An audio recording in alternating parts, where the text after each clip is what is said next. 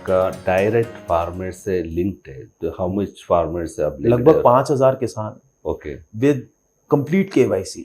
Okay उनके मतलब पूरा उनका डिटेलिंग, जो पेमेंट होती है वाया बैंक होती है, वाया UPI। आपके टोटल बिजनेस टर्नओवर में कितनी डायरेक्ट फार्मर से होंगी और दूसरा प्रोक्योरमेंट लगभग अगर मैं क्वांटिटी की बात करूँ, टर्न सेल्स की मैं बात नहीं करना चाहता यहाँ, क्योंकि सेल्स में अगर हम इंपोर्टेड फ्रूट लेते हैं तो उसमें लगभग 30 से लेके 70% तक कस्टम ड्यूटी है। तो मैं बात टनेज की अगर करूँ तो इस टाइम पे हम इस साल लगभग हमने जो किसानों से डायरेक्ट सोर्स किया वो लगभग 21,000 मेट्रिक टन फ्रूट हमने किसानों से डायरेक्ट सोर्स किया। 21,000 मेट्रिक टन एक बहुत बड़ी क्वांटिटी होती है, जिसको किसान से प्रोक्योर करना, उसको टाइमली उसी टाइम जो हमारा टाइम पीरियड है उसमें उसको पेमेंट करना। हमारे से बड़ी अगर किसी ने क्वांटिटी प्रोक्योर की है तो वो अदानी ग्रुप है। नो डाउट वो बहुत उनके पास बहुत, देखिए they are top 5 industrial houses of India. हम एक आम आदमी हैं, एक आम ट्रेडर, और अगर हम उनके आसपास भी थोड़ा कहीं आते हैं तो हमारे को उसी में अपने आप में एक तरीके से फख्र होता है। तो this is basically learnings forever is our मोटो।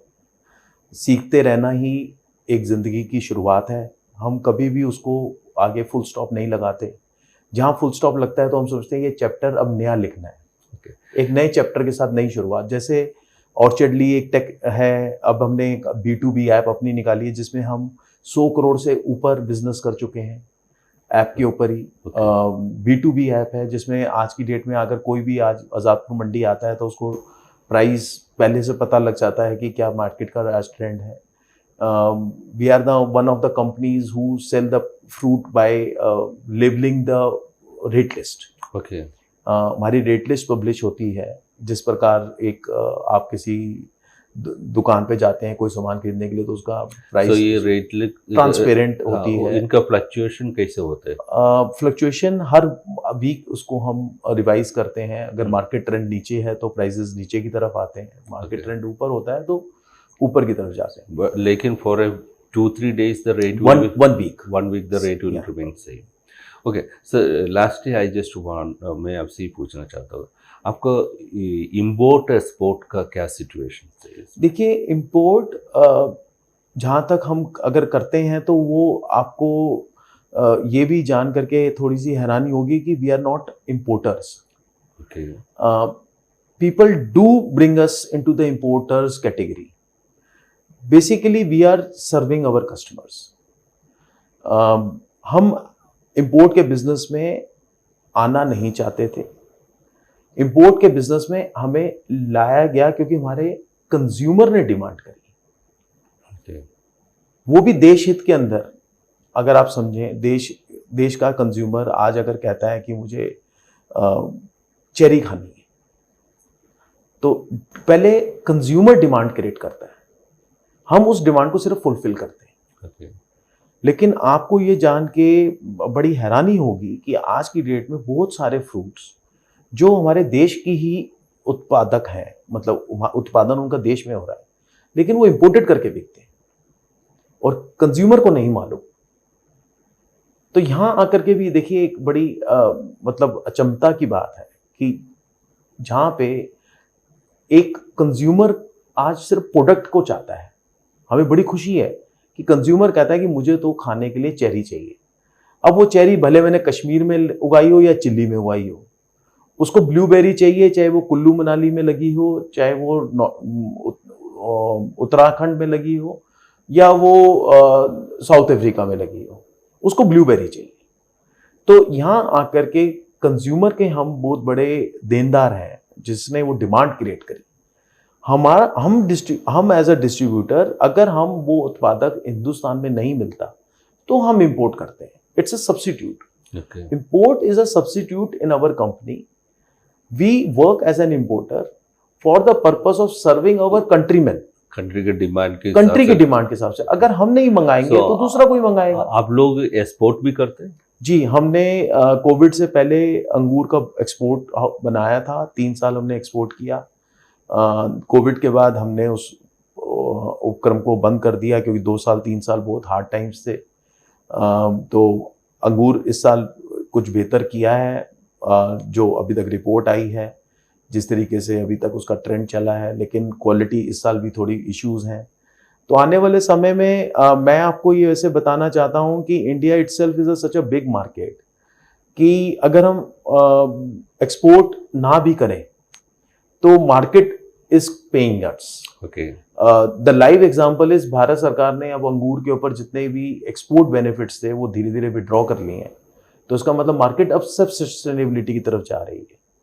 कुछ और प्रोडक्ट्स पे वो दे रहे हैं, कुछ प्रोडक्ट्स पे अभी उन्होंने जो ऑलरेडी सस्टेन अपने आप पे आ गए थे, मैच्योर हो गए थे, क्योंकि लगभग हम 6 से 7 हज़ार, अब अंगूर की ही अगर मैं बात करता हूँ तो अंगूर में हम बहुत पीछे हैं। अगर आपने अंगूर की बात की है तो मैं भारत सरकार से चाहूँगा कि वो हमें मौका दे, हम उनको ऐसी वैरायटीज़ ला के दें कि जो आज की डेट में विश्व में सबसे बेटर कर रही हैं। एप्पल के अंदर, कीवी के अंदर, अदर फ्रूट्स के अंदर भी हम नई नई स्टोन फ्रूट के अंदर बहुत बड़ी अपॉर्चुनिटी है इस इंडस्ट्री, हमारी इंडस्ट्री के अंदर। ये सारा हम इधर खुद बना के बिल्कुल, हमने सेंटर ऑफ एक्सीलेंस बनाया जम्मू एंड कश्मीर सरकार के लिए। उसमें हमने वो सारे प्रोडक्ट्स बनाए, दिखाए और लोगों को चखने का भी मौका दिया। तो काफ़ी चीज़ें ग्राउंड लेवल पे हुई हैं जिसमें सरकार का सहयोग है, लेकिन वो R&D पे ही रुका हुआ है। कमर्शियल लेवल पे उसको लाने के लिए हमें सरकार के साथ कंधे से कंधा मिला करके चलना पड़ेगा, इंडस्ट्री और सरकार को, दोनों को साथ साथ। फिर मैंने आपसे फिर यही इस प्लेटफॉर्म से यही बताना चाहूँगा कि बिहाइंड द सीन इंडस्ट्री बहुत छोटी है। अगर सही कनेक्शंस होते हैं तो आप उस इंडस्ट्री के अंदर वंडर्स कर सकते हैं। और स्पेशली अगर मैं बोलूँ तो हम जिस हॉर्टिकल्चर में खड़े हैं, जिसकी हम बात कर रहे हैं, आज जिस टॉपिक को हमने लिया है, तो इसको वर्ल्ड वाइड कैश क्रॉप बोला जाता है। तो आप ये भी एक चीज़ देख सकते हैं कि जो किसान इसमें जुड़ेगा वो उसका सीधा सौदा नकदी के साथ है, उधार के साथ नहीं है। जैसे अगर हम कुछ और एग्रीकल्चर प्रोड्यूसर्स की बात करते हैं तो उसमें किसान को स्टोरेज करनी पड़ती है, फिर उसका भंडारण करना पड़ता है, फिर धीरे धीरे वो बिकता है, फिर उसको उसकी पेमेंट मिलती है।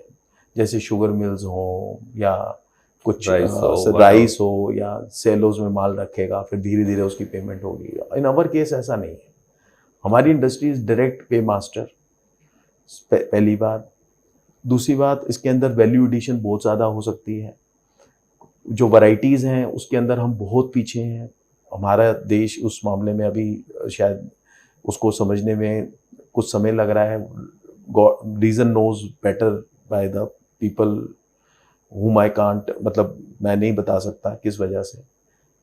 लेकिन अगर हमें मौका मिले हमारी कंपनी को, तो हम देश के सभी उन लोगों से प्रार्थना करते हैं, रिक्वेस्ट करते हैं कि हमें मौका दें और हम आपको वही सक्सेस स्टोरी जो हमने कंट्रोल्ड एटमॉस्फेयर में की, आज की डेट के अंदर जितने कोल्ड स्टोरेजेस लगे उनके लिए हम एक रोल मॉडल हैं, एक सक्सेस कंपनी, एक सक्सेस स्टोरी के सामने लोगों ने हमको फॉलो किया, तो हम उन चीज़ों में भी कर सकते हैं। Tech is another way of working out of it. We have made our own tech company now, जिसके अंदर हम जो आज की डेट में बॉट सिस्टम में रिप्लाई जाता है, जिसको आप चैट जीपीटी अब एक नई तरीके से रिफॉर्म वे में बोला जाता है, लेकिन हम उसको शायद 2 साल पहले ही पायनियर कर चुके थे। देखिए, मैं आपको इस स्टेज से ये ज़रूर बताना चाहूँगा अपने सब ऑडियंसेस को कि हम भारतीयों के पास दिमाग इतना तेज़ है कि हम वक्त से आगे का सोच सकते हैं। कमी है तो रिसोर्सेज की। रिसोर्सेज में भी 2 तरीके की है, एक समझदारी की और दूसरी पैसे की। कहीं लोग मैंने देखे हैं कि समझदार हैं पर उनके पास पैसा नहीं है, कहीं पैसा है तो समझदारी नहीं है, और कहीं दोनों है। जहाँ पे दोनों होते हैं वहाँ पे खुशहालता जल्दी आ जाती है। जहाँ समझदार इंसान होता है उसको वो भी आगे बढ़ जाता है, क्योंकि उसके समझदारी हमेशा उसको कहीं ना कहीं साथ दे देती है। जो पैसे वाला होता है वो भी धीरे धीरे आगे बढ़ जाता है, क्योंकि उसको कहीं ना कहीं ढूंढते ढूंढते कोई समझदार इंसान मिल जाता है। तो सक्सेस तीनों को मिलता है, लेकिन कोई जल्दी पहुंच जाता है, कोई दो धीरे धीरे पहुंचते हैं। ओके, बहुत अच्छा लग रहा है हिदिन साहब आज से आज बात करके। अभी सूर्या एग्रो फ्रेश का सोच है ये ग्रो टुगेदर। सो आज हितेश साहब ने हमें ये आइडिया दिया कैसे वो फार्मर्स को इकट्ठा लेके आगे बढ़ते रह गए। छोटा छोटा इनोवेशंस और इनका रिसर्च, ये सारा इतनी फ़ायदा आज लोगों को दिलवा रहे। सो हमें उम्मीद है आगे भी सूर्य फ्रेश से हम बहुत जानकारी लेते रहेगी, सबको उसमें से फ़ायदा मिलते रहेगी। बहुत धन्यवाद साहब। Thank you. Thank you.